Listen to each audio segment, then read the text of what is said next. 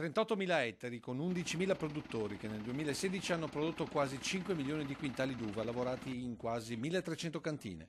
Questi i numeri del vino nella Marca, un fenomeno studiato in Italia e all'estero. E numeri importanti rispetto anche al Veneto, che con gli oltre 10 milioni di ettolitri si posiziona al vertice tra le regioni italiane, esportando da solo oltre il 35% della produzione nazionale di vini. 53 i marchi riconosciuti, 14 di OCG, 29 le DOC, 10 le indicazioni geografiche tipiche, un vero e proprio motore economico che deve essere non solo tutelato ma ulteriormente migliorato.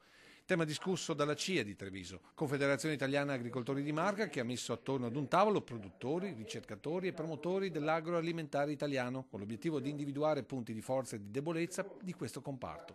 E tra i primi la sostenibilità ambientale tra i vigneti è quello più discusso. E siamo i primi a difendere il territorio da il suo degrado, perché il territorio è il luogo dove noi sviluppiamo la nostra attività e alleviamo i nostri figli, facciamo vivere le nostre famiglie. Per noi green vuol dire cominciare a ragionare in una maniera di produrre innovativa, se possiamo dire innovativa, ma comunque una tendenza che ci viene chiesta da una strada che viene tracciata dalle richieste del consumatore. Il consumatore vuole prodotti senza pesticidi, maturati su terreni lavorati tenendo conto della biodiversità.